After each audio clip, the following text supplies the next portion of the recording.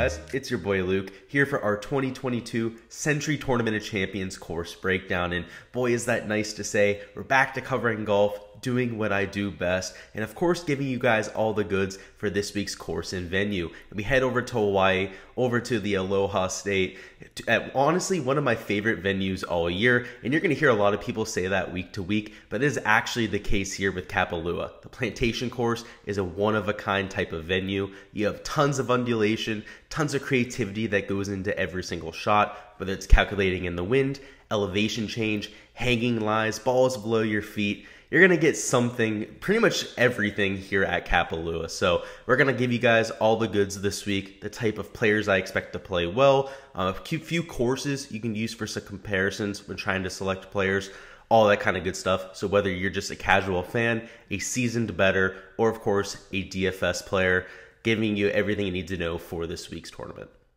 We are headed to the Plantation Course at Kapalua Resort, which is of course in Maui, Hawaii, which is a beautiful island, a place I've been privileged to be to twice in my life. Not anytime recently, but as a young lad. And overall, if you're playing golf in Hawaii, I mean, who wouldn't want to be there to begin with? Probably having a good time. So it's no surprise that we have one of the best fields in tournament history. We're able to get Phil to actually come to the event for once, trying to get that pip money that I'm sure he just won. And of course, just the top players that actually won tournaments last year. The only real exception is Dustin Johnson, who didn't win last year, but pretty much all the best players in the world do have entry into this tournament. So as a result, going to be an absolute star-studded event. This venue, a star of its own. It could very well be the entertainment factor of the week. You know, usually we're looking at some star level performance, but the star this week is going to be this venue. It's truly of a one of a kind par 73 layout, and instead of just having an extra par 5, it actually has one less par 3 and one extra par 4. So unique in that factor as well, especially for a par 73, and it's part of the reason why we see such great scoring at this event. With that one extra par there, obviously par is just a number to these tour pros. They're looking to shoot the mid-60s regardless of the venue. So as a result, we have seen a winning score here on average of minus 22.4, making it one of the easiest venues of the entire year. But don't let that fool you. This is not a simple track. While it is scoreable, you definitely have a lot of creativity involved, which we'll get to here in a second. In terms of the scorecard yardage, we have 7,596 yards, which definitely looks very lengthy on paper, which that is misleading though. There is so much elevation change here at Kapalua. It resembles more of a mountain course than an island course. That number really is closer to maybe 72 or even 7,300 yards, which would put it right on the tour average. So again, length is always going to be an advantage, but this is by no means a bomber's paradise. Some of the holes go significantly uphill as well, so it's not like all of them are shorter. Every hole is playing downhill or anything like that. There are some holes that are playing uphill, but they are designed for the occasion. They're closer to 300, maybe 350 yards, playing into the wind a lot of the times as well. So you get a really good mix of reachable holes where you're getting an advantage from the elevation change and perhaps some of the trade winds, and of course some holes where you're battling into the wind. Perhaps you need to hit an iron off the tee, a stinger, that kind of thing, which really makes this course entertainment from a viewing perspective. This is a Bill Core and Ben Crenshaw design. Both of them collaborated together to make this resort course, and it is exactly that, a resort course. And you can see a lot of the characteristics of a typical resort course here at Kapalua. Those include large fairways. We typically see some of the largest fairways on tour at some of these resort courses. We also see very large greens, and both of those are definitely the case here at Kapalua. But like I said before, there is a lot that makes this course unique. So let's hop into that.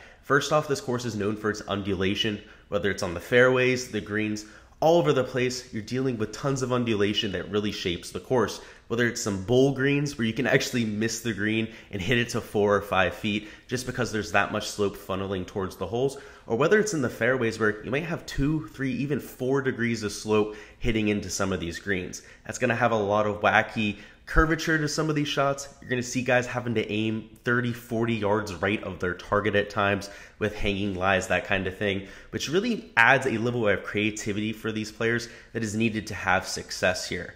You've heard players in the past, most notably a Jordan Spieth, talk about how that can be a good and a bad thing. For him, it's great because you have to focus on the eye-hand coordination, kind of just hit some shots. Whereas for other players, they get that paralysis by analysis, right? It kind of gets in their own head. Maybe Bryson DeChambeau would be on the other end of that spectrum. So even though Bryson played relatively well here last year, I definitely have my concerns given the course fit.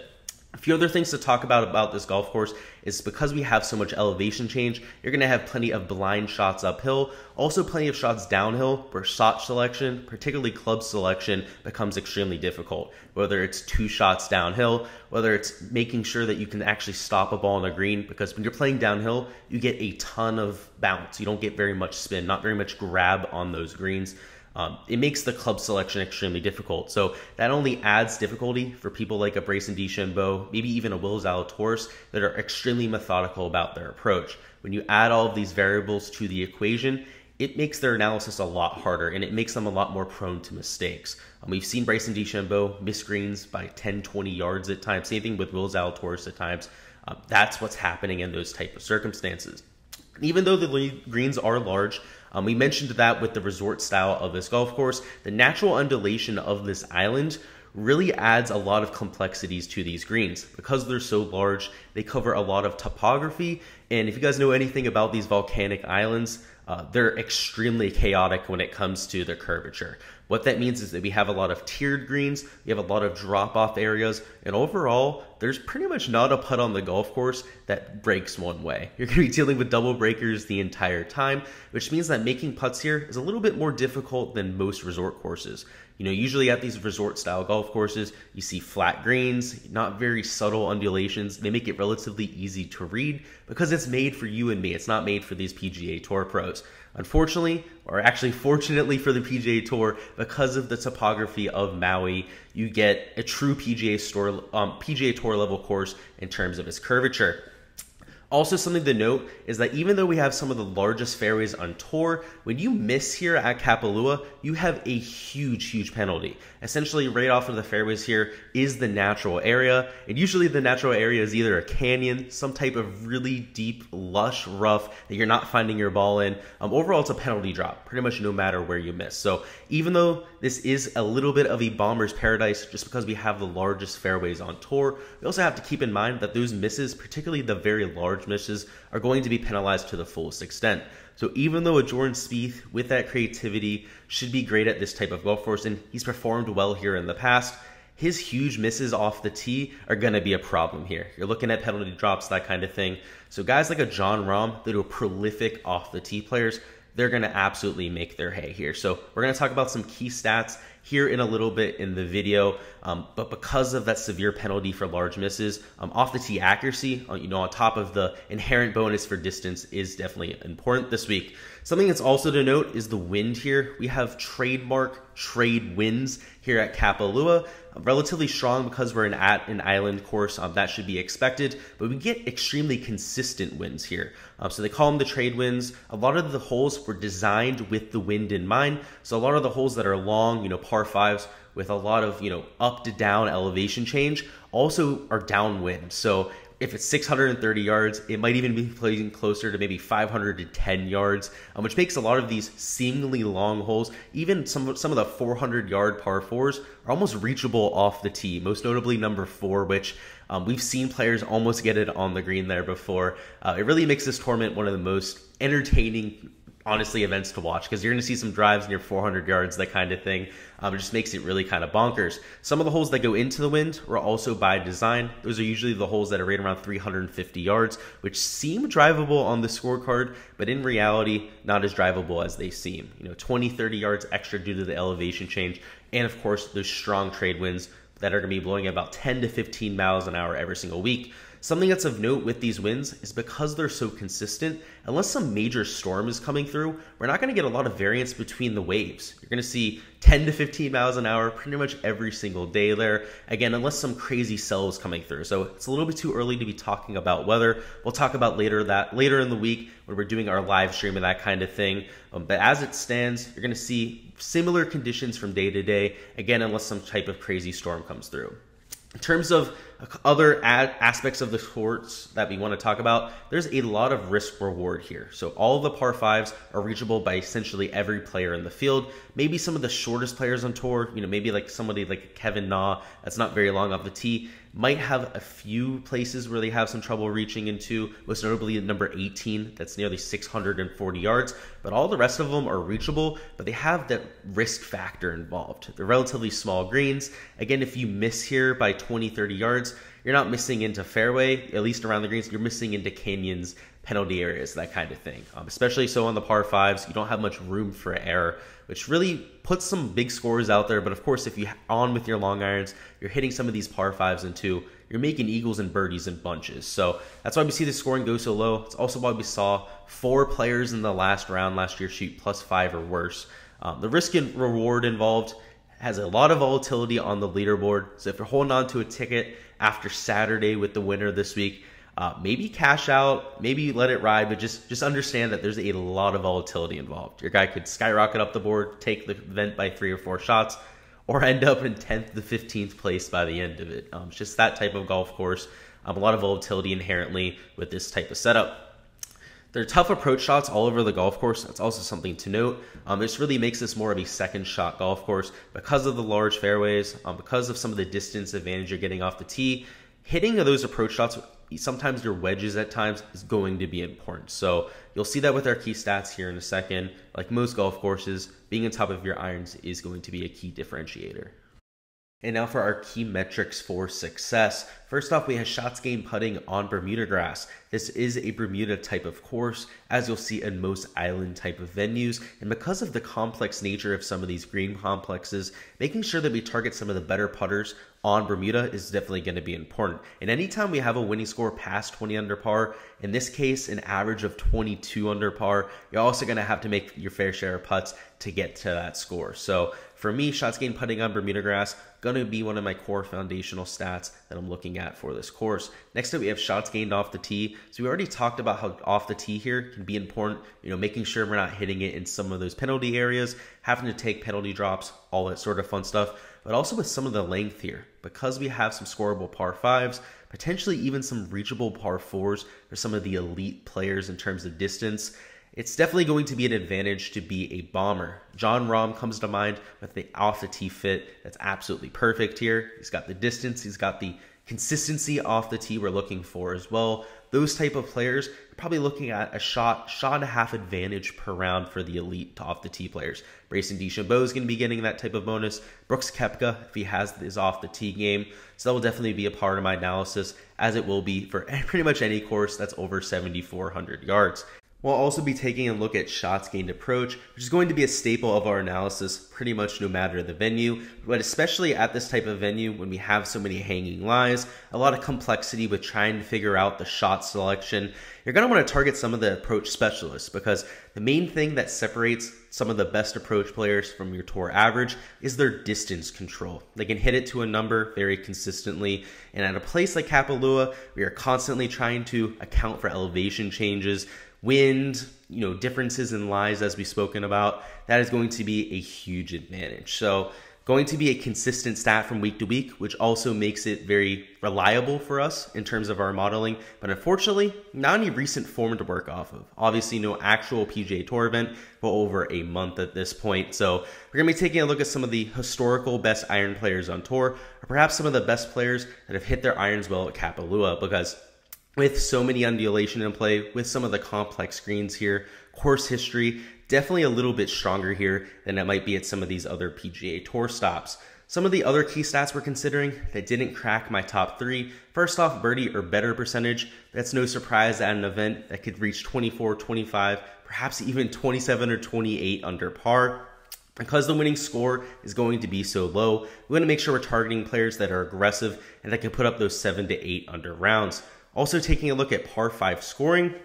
Because these par 5s are so reachable, I want to make sure I'm targeting some of the players that have good long irons and are able to cash in on some of those eagle opportunities. And lastly, approaches over 200 yards, kind of in that same kind of mindset. The guys that are able to take advantage of some of these longer holes are going to be able to score low and get to that 25 under par mark.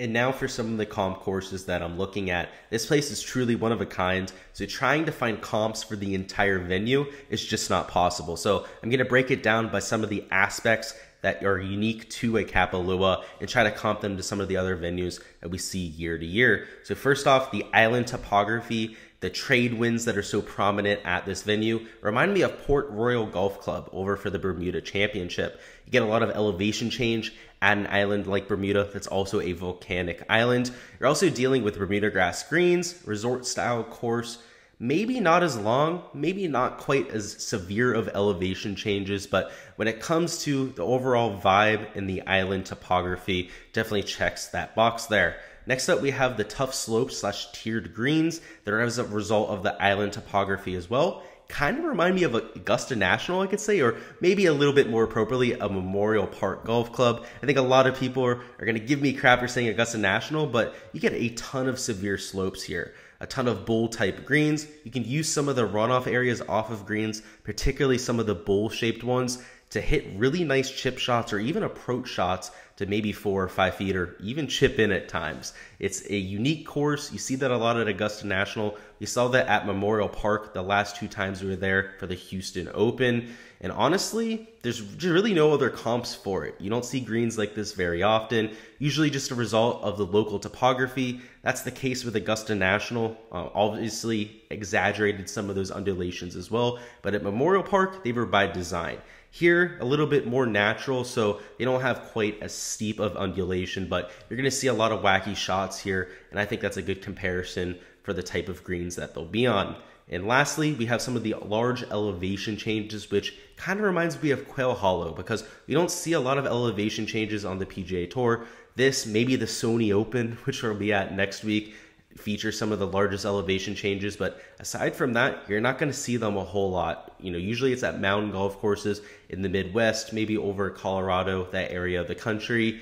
But to be on tour and to have these type of elevation changes, again, unique, adds a lot of difficulty, particularly with trying to keep the ball in play off the tee, and particularly on some of your approach shots as well. I mean, you're talking about 1 to 2 club differences, and for these guys that love to be so precise, just adds a little bit of difficulty with that process. So for me, Quail Hollow, you're going to see a lot of those elevation changes, albeit a little bit less extreme. You're going to see even more elevation change here at Kapalua, which truly makes it one of a kind. That is all we've got for the first course breakdown here of 2022. Super excited to be covering golf again. We're going to have Draftkings stuff out this week, our normal live stream on Wednesday, covering any weather updates, any updates to my betting card, some DFS stuff as well. Overall, a full slate of content, even some showdown stuff later on in the week for this single round slate. So make sure to stay tuned, guys. Down in the comments, make sure you guys let me know what you think the winning score is going to be this week. Personally, I've got it at -24. I think the -25 mark that Harris English put up last year was impressive. Might get that again this year, but I'm expecting there to be at least a little bit of wind in play. That, again, was an excellent score to get to. So I personally got -24. But go ahead and let me know who you guys got. Sorry, what score you guys got down in the comments. And as always, really appreciate you guys stopping by, enjoying the content, showing me support here on the channel. If you guys haven't already subscribed to the channel, I highly recommend you guys go ahead and do so. That way you guys don't miss any of the content I'm posting here in the future, whether it's future course breakdowns. We'll have that for every PGA Tour event this year, DFS content, showdown content, whatever you guys are looking for, I've got you guys covered. But until next time, guys, again, good luck with whether you're betting this week, just watching the tournament, or playing DFS, and I'll see you guys next time.